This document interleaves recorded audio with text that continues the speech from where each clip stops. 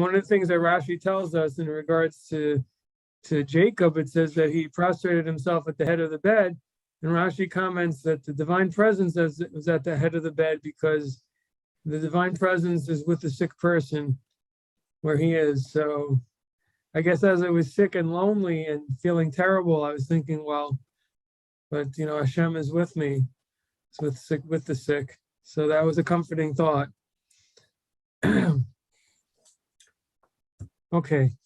So it's been a while, but we were talking about the fact that the right path for a person is the middle path, the moderate path in the middle.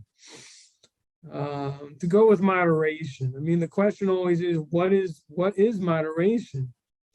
It seems like sometimes you ask different people, different rabbis, you may get different answers. For example, if you ask a modern Orthodox rabbi, he'll probably tell you that the Haredi community, that they're not following a path of moderation. And if you speak to them, the Haredim, they'll maybe point to somebody more extreme. And the Hasidim, they're not being moderate. That's too extreme. So it seems to depend on who you talk to, which leaves people a bit in a quandary. And I was wondering, Maimonides gives us the answer in the laws of Deos that he has, of ideas. I don't know exactly how to translate that into English, but of different opinions and the laws of human ideas and opinions there. He discusses this whole idea of moderation. And, as we went through it, I mean, most of it has to do with human behavior, whether to be, how charitable a person should be, how disciplined, and so on and so forth. So that's pretty clear. But I think one golden rule we can take with us is the scale between when we have to do something, to think about if its effects on others, and what are all the consequences of the act. In other words, there's a time to be more extreme and a time to be less.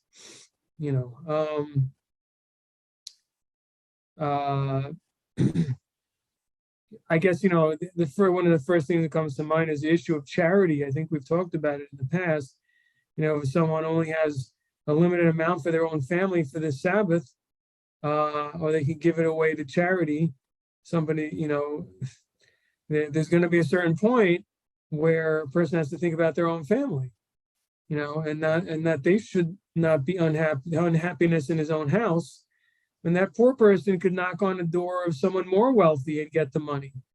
So, that's complicated. Again, it seems to be a case by case, but that's definitely something to think about. The person has to be very careful with being charitable outside the home and not being charitable at home.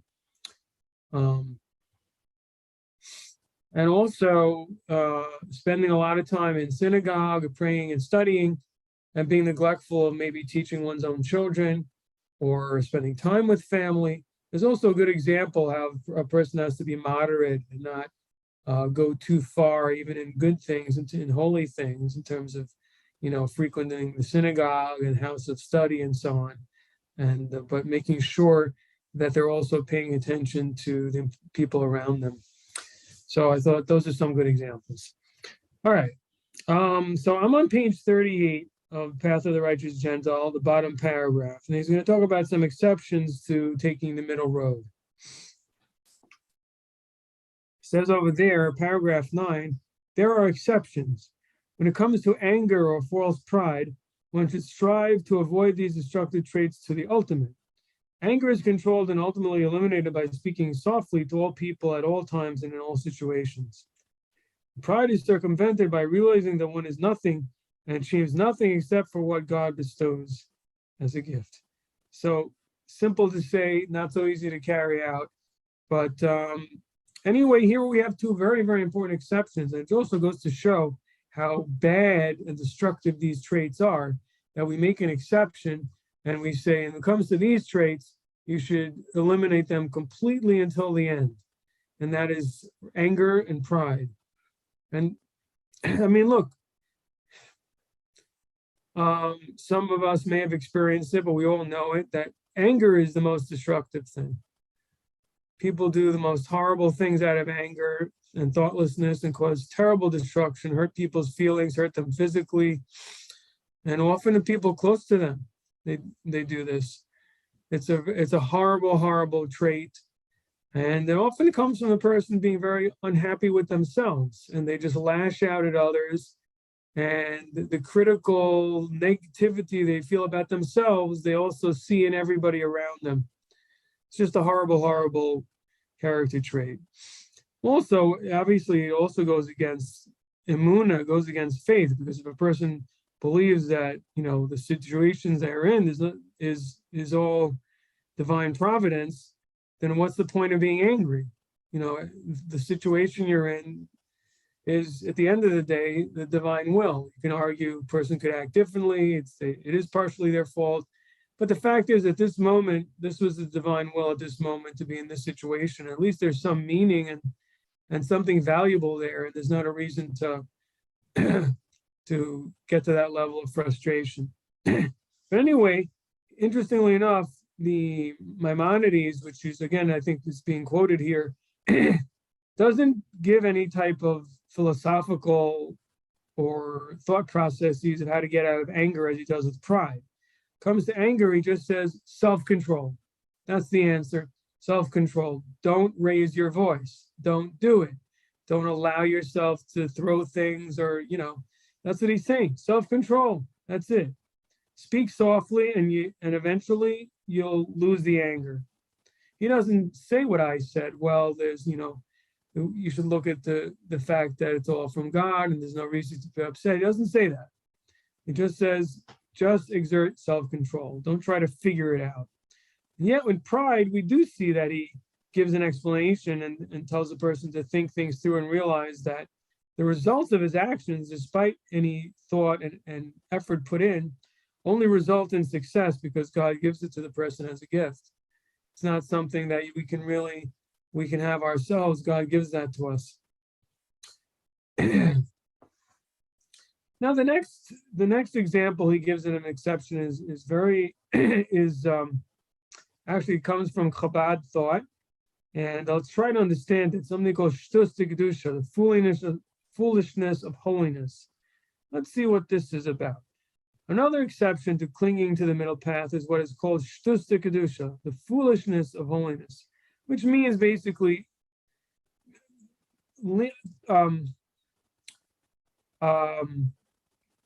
being irrationally inclined when it comes to holy things. In other words, basically, even if you say, oh, it can't be done, there's some mitzvah that we should accomplish, but it just can't. It's across a river, it's just too difficult, too cold outside, whatever it may be, person just puts all those thoughts aside and just does it. Let's see how he explains it. This means that man, finding himself in a situation of being sunk in the pursuit of physical pleasures, even permissible physical pleasures, must sometimes act in the extreme to counter the situation and eventually achieve moderation. So that's not exactly as I said it, but the way he seems to be explaining it is the person has to go to the extreme away from physical pleasures, I guess, to counter the complacency of person's involvement in physical pleasures and I guess relaxation or something like that. Anyway, but the way I understand it is a little bit different. It means that sometimes people tell us, so there's a voice in our head that says, nah, that can't be done. You can't do that. That you have this idea of doing something really good, helping someone or otherwise, or basically the idea is in a situation where it may look silly to people or it may seem extreme and people will say you shouldn't be doing that and it's something positive and good and your conscience says do it, you should do it and not listen to those voices that say that's silly or you're going to look foolish and things like that, but just do the good thing, do the right thing. One of the examples is given from the Talmud of a certain scholar who used to dance and make merry at weddings. And that was considered something full of the foolishness of holiness, even though he was a well-known rabbi. He didn't hesitate to act in a comedic fashion and weddings in order to make merry at a wedding, which was a tremendous mitzvah. So there's an example of holiness, of the foolishness or irrationality when it comes to something holy that we should engage in. Okay.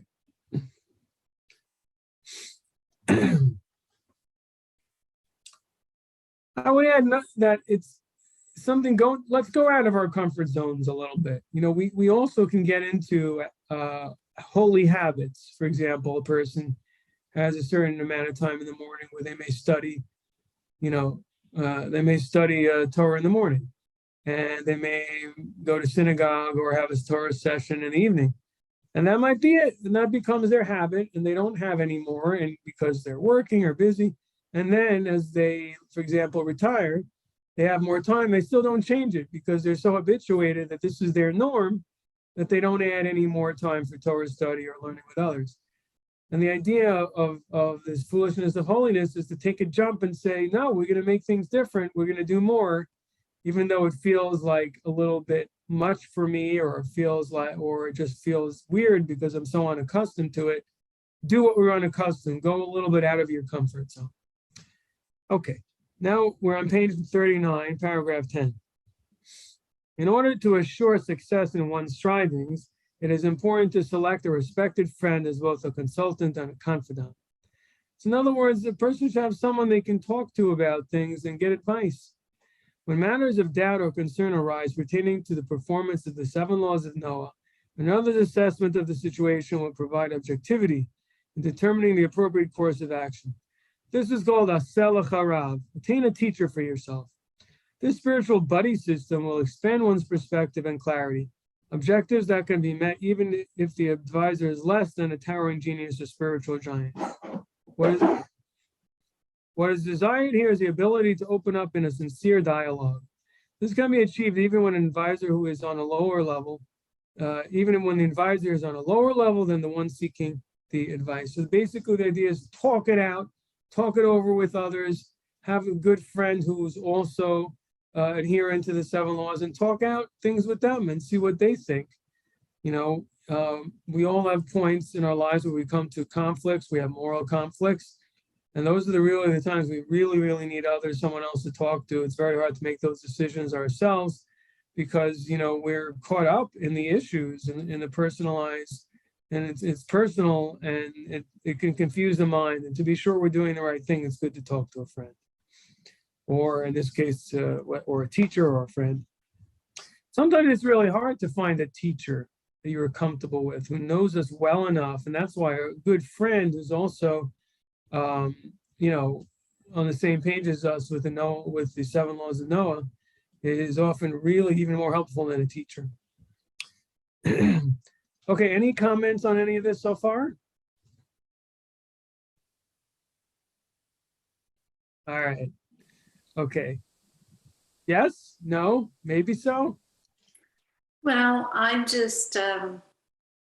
you just described my friend Charlie perfectly, with the person to talk to, and we've gone through this together, and it is so true. You've got to have that person that you can talk to about anything, and no matter how outlandish I might say, well, what about this? She's not going to think I'm totally crazy, that will listen to me. So she's my person.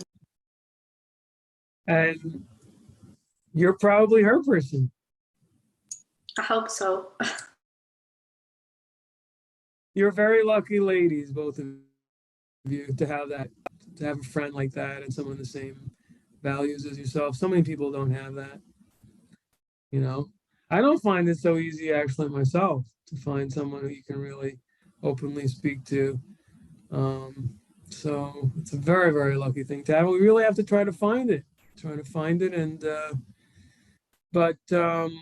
luckily there are a lot of answers and a lot of books. So I just keep reading, and what I can't get from friends, I try to get from my studies. But it's a tremendous blessing to have that. Okay, one more paragraph. The next paragraph is just so powerful and so encouraging. And it's actually from Maimonides at the ends of the Laws of the Jubilee.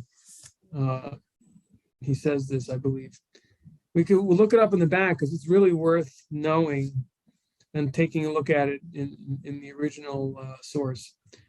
Paragraph 11. Every person on the earth whose spirit is humble and who differentiates between good and evil in order to be able to stand before God, to serve him and know him, and walk upright in his path, removing the yoke of the scheming and calculating with which most people conduct their lives, sanctifies the Holy of Holies, or is sanctified as like the Holy of Holies. God will be this person's portion and inheritance in this world and the world to come forever and ever. And he will merit success in all his material efforts in this world. As it is written, seek the Lord while he may be found, call upon him when he is near. Isaiah 55. So the door is open to everyone to seek to do what's right, to contemplate on God's wisdom and greatness, and come close to him. So this is the end of chapter 3. So if you look in the back of the book, it says Mishnah Torah, Laws of the Sabbatical and Jubilee Years, chapters 13, Law 13. I believe this is the one. So powerful words from Maimonides. Every person whose spirit is humble and differentiates between good and evil in order to be able to stand before God, to serve him and know him, and walk upright in his path, removing the yoke of the scheming and calculating, sanctifies, I think it's actually is sanctified like the Holy of Holies, but you can check it out. Powerful words there. I want to share with you a little idea from this week's parsha. I think it's this week's parsha. I've been out of synagogue for so long. I may have gotten it wrong, but I don't think so. Anyway, this week is the parsha Mishpatim, the civic parsha chapter on the different civil laws of the Torah given by God to Moses. And not until that's complete do we start talking about the laws of the tabernacle later on, next to follow the weeks after that. And I think there's a tremendous lesson there. You know, first, we talked about obviously the big ones, the 10 Commandments, which were an equal mix of how to behave in terms of our relationship with God and how to behave in terms of our relationship with man and our family and so on, and our neighbors. And but yet, as we get into more details, we really delve in deeply into the nitty-gritty of everyday life and money matters and servants and lending money and so on and so forth before we can get to the temple. So before we can get to the temple, we have to treat each other fairly and correctly and morally and really care about those things. We can often, I think, a religious person can, if not careful, can get lost in the spiritual and can get lost in, thinking about God and prayer and things like that and forget about things like balancing their checkbook, making sure they don't bounce a check to somebody, or making sure they pay back a loan that they took and things like that. We can forget, we can, kind of, it doesn't feel like that's not religion, but that is part of Judaism, that we behave properly in an upright manner when all these things, even when it comes to different types of money matters. And evidently, this is something that God and Moses was given to Moses to declare to the people before we get to the temple. So, important point. All right. Any questions on this so far before we move on to our next World of the Ger adventure? Okay.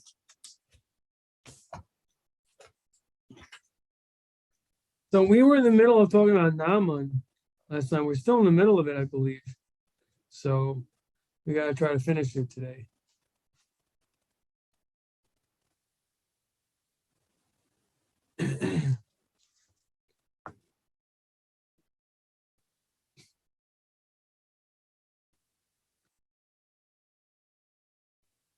So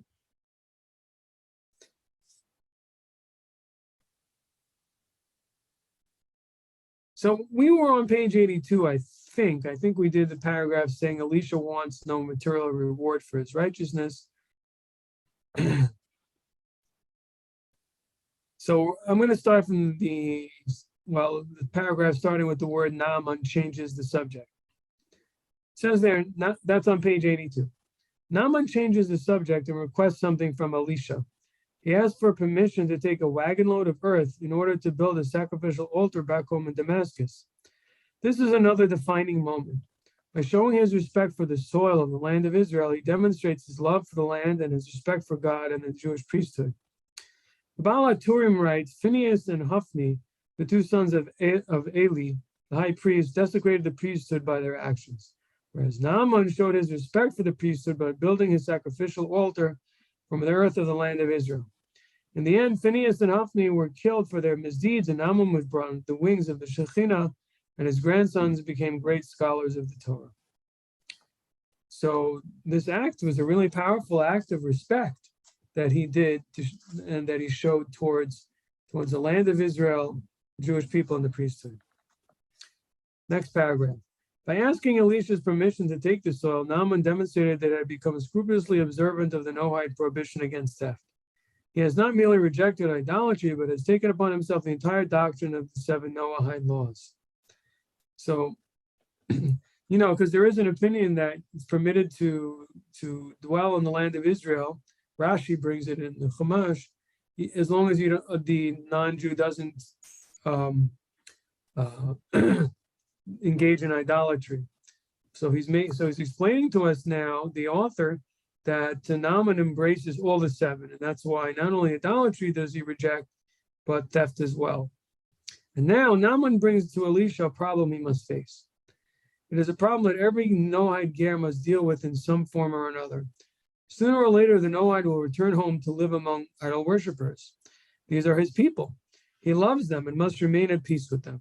So Naaman asked Elisha that God should forgive him for returning to his previous way of life, because he's going to live it as a pretense. The issue centers on the king of Aram, and whose dominion Naaman must live.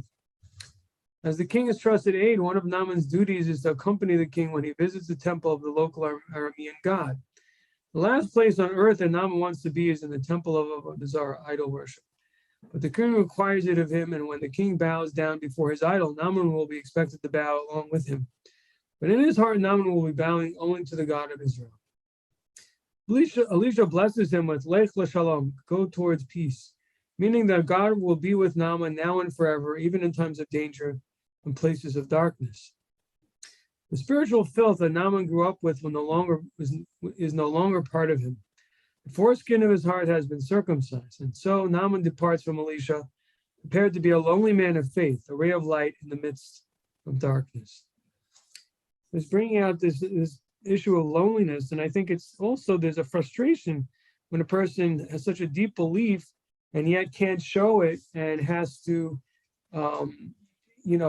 force themselves to behave in a manner that they don't believe in. I think it's a very difficult and torturous thing to have to go through. But yet he asked the question, and Elisha's basically telling him that you can bow there and go in peace. You can go back to your life without shaking things up too much. So that's as far as that's the end of the dialogue between Naaman and Elisha. Next paragraph. Now, the Ger program takes an unexpected turn. Gehazi, Elisha's disciple and assistant, enters the scene. Gehazi is not a man of God like Elisha, his master. Gehazi is a predator. He knows that Naaman is as innocent as a child who only wants to do the right thing. Gehazi sees his chance to benefit from this, because Naaman is wealthy and has brought a fortune in gold and silver with him. This is also something that I think could be very relative to the B'nai Noach community, in that sometimes, in their innocence and not being knowledgeable maybe about different rabbis or different leaders, they may, God forbid, get attached to someone who's a bit of a charlatan. I'm not saying that I know this from experience, but a person has to be careful not to fall prey to someone who wants to take advantage of them economically or something like that, and really isn't who they put themselves out to be. So that seems to be what the issue over here with Gehazi. He was such a person, predatory person. So Gehazi pursues Naaman and swindles him out of a prodigious sum of money, deceiving Naaman by conjuring up a total lie. He tells a lie in the name of Elisha, saying, "My master sent me, saying, just now 2 young men have come to me from Mount Ephraim. They are disciples of the prophets. Please give them a talent of silver and 2 silk tunics." So he makes up a story that Elisha asked for some expensive items from him.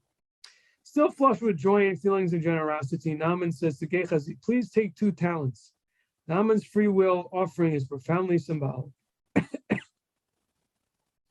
It is as if he spoke prophetically without realizing it.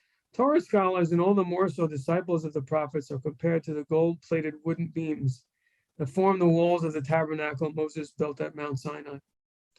Under every wooden beam of the tabernacle were 2 massive silver sockets, each weighing 1 talent.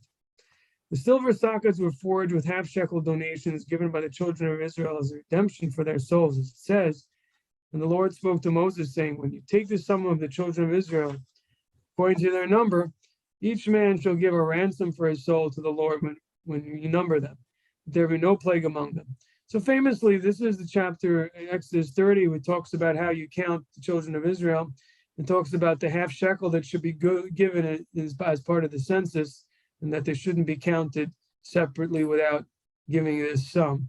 Rashi there explains that the half shekel was collected on several different occasions for several different things.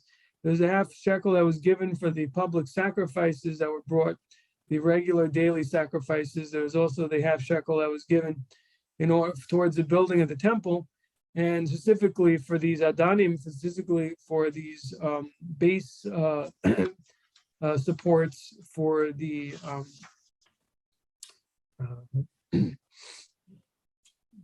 the beams of the tabernacle.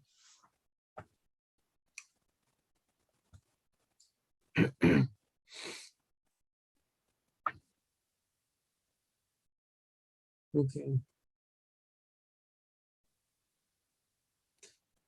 Page 84, second paragraph. Naaman has symbolically offered a 2-talent silver ransom for his soul.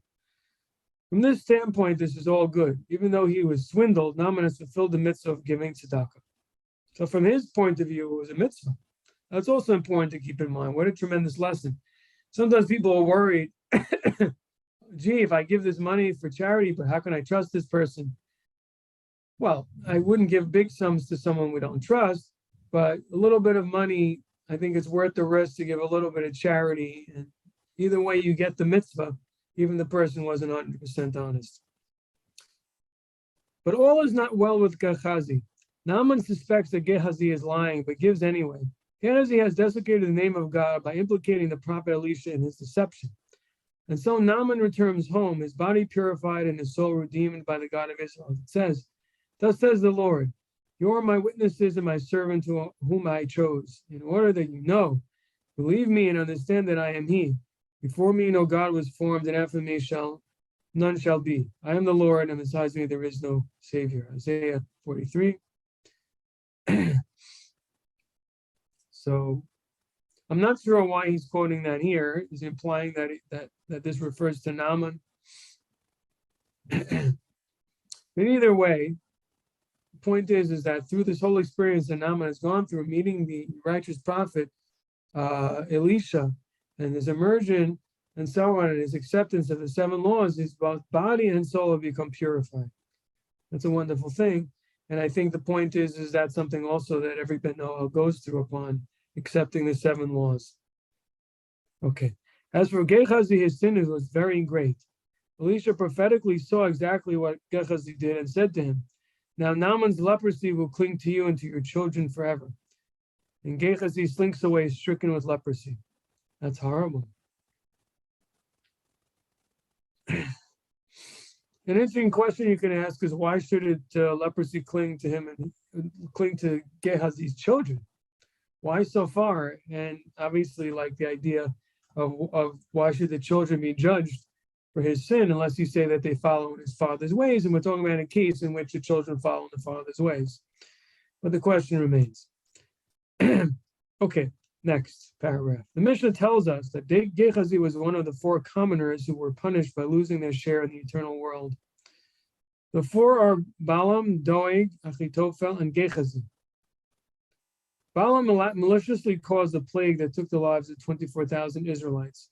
Doeg murdered the 500 Kohanim because they had fed a starving King David in the time of Saul, right?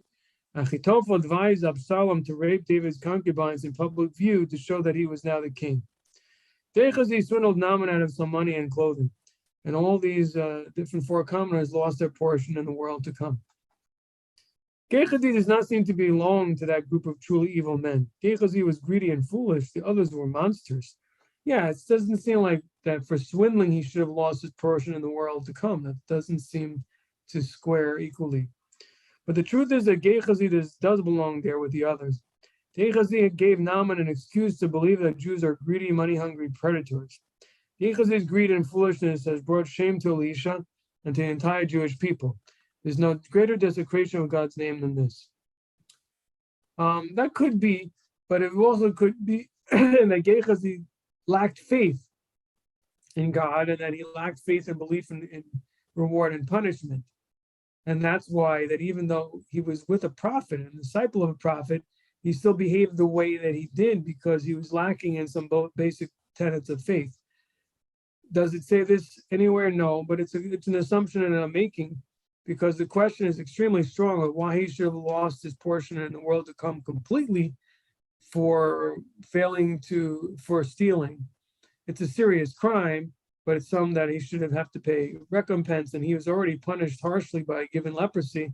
So it's hard to understand why he still lost his portion in the world to come, unless you say that how could it be that he was the disciple and living right next to a prophet and still behaved in this way?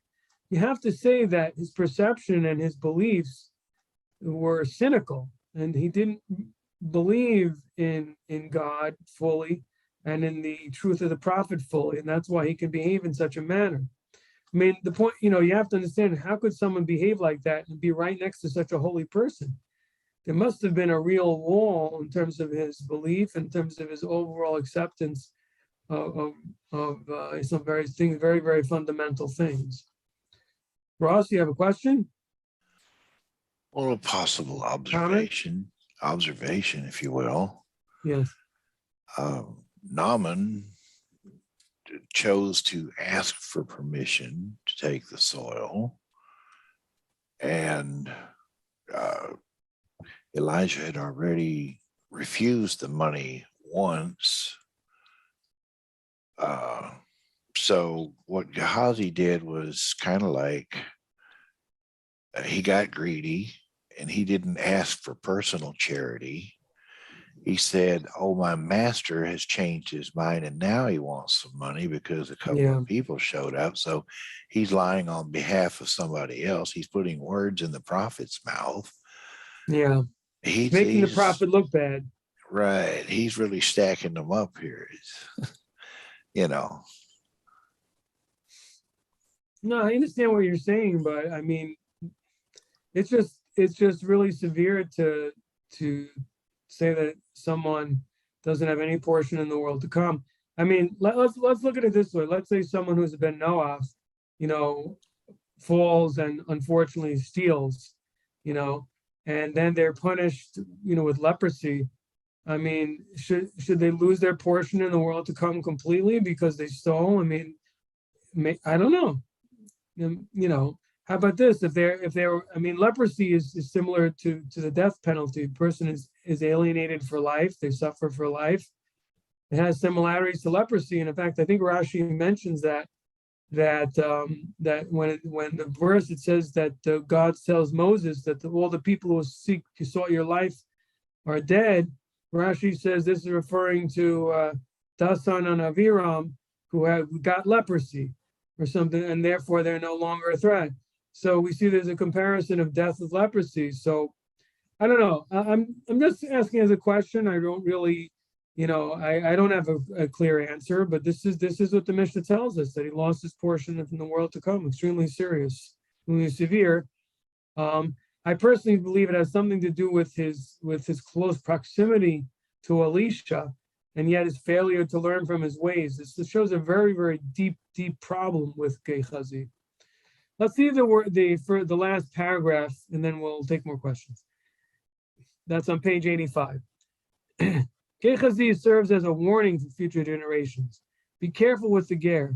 God loves the ger, and therefore so should you. As it says, love the ger, for you were gerim in the land of Egypt. The ger is Naaman, a foreigner who sojourned among Israelites like the Israelites sojourned among the Egyptians. And when he returned home, he became a righteous Gentile, a ger among idolatrous Arameans. So he's also telling us the reason for the seriousness is because, the bad example and the bad impression, the bad taste and abuse that he gave to a ger, Naaman, is also the reason why his punishment was so serious and so severe. Questions, comments? We're going to finish early tonight. Anyway, I don't want to cut. Let's hear everyone's comments, but I'm going to stop here because we're finished the Path of the Righteous Gentile tonight. That's a tremendous accomplishment. I think we read it from cover to cover, just a little out of order. And we finished the section on Naaman, except let me get quiet. Ross, you had some other question or comment you want to make? Please go ahead. Well, one other observation, and then it was the situation where Miriam had spoken up said something apparently unpleasant against Moses. She was stricken with leprosy for a week, placed outside the camp. So again, you said it was equated with death. Well, she had to be put outside of the camp. Yes. But it's not like it was a loss of the position in the world to come with her. You just have to look, I guess, at Gehazi and say that it was multiple layer type situation. She just made an off the cuff remark. Right. I think also, as he says, that this was a tremendous desecration of God's name that he did, because he's representing the prophet. He represented the prophet as some type of swindler, because the idea that Elisha should first say no and then change his mind just made a very bad impression. It seems to imply that some kind of double thinking, or he decided that he did want to take some money. It just looked really bad. And so that was a desecration of God's name, and made the prophet who represented God also looked somehow scheming. And that was really a really bad thing. Okay, anyone else have any comments on any of this?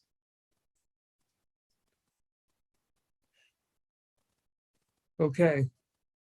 I think there's another aspect to Naaman, is that he was a man with such a high position and yet humbled himself to Elisha. And he also humbled himself to the fact that once he realized the truth, he didn't try to make excuses or just take what he can get, take the healing and then just leave it alone. No, he took it all the way. He went all the way. Once he saw that this was the truth, he accepted God as the true God, and abandon all the other beliefs. And that's not an easy thing to do, especially as someone in his position.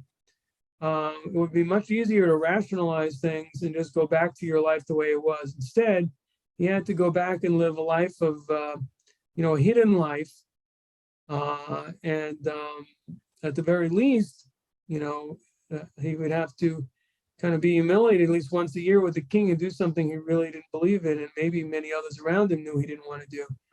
So his life really, really changed. He went from living a comfortable life, kind of, with the elites and on the same page, as being on the outside and yet rejoining and being dominated by them. Tough thing to do, but he did it.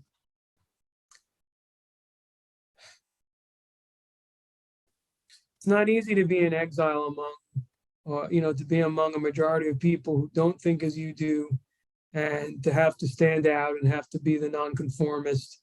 And not only that, sometimes even to have to humble yourself and know that they're more powerful than you, and be silent. not easy, not an easy way to live. And it's a very humbling way of being forced to live. It certainly would bring a lot of humility to the person that has to live that way. And that's a good thing, but a hard thing. All right. I think that is for tonight. I want to congratulate you all who've been with me on this journey. It's been amazing to go through this entire book. It's kind of the Kitzur Shulchan Aruch for Noah. This is like the shortened version of the 7. It gives you, it really does. I mean, the differences of opinion, whether everything he says there is binding, a lot of it is from Maimonides, but I think it's a great GPS for the Ben Noah. It's a great GPS. You look up, got all the basics in there.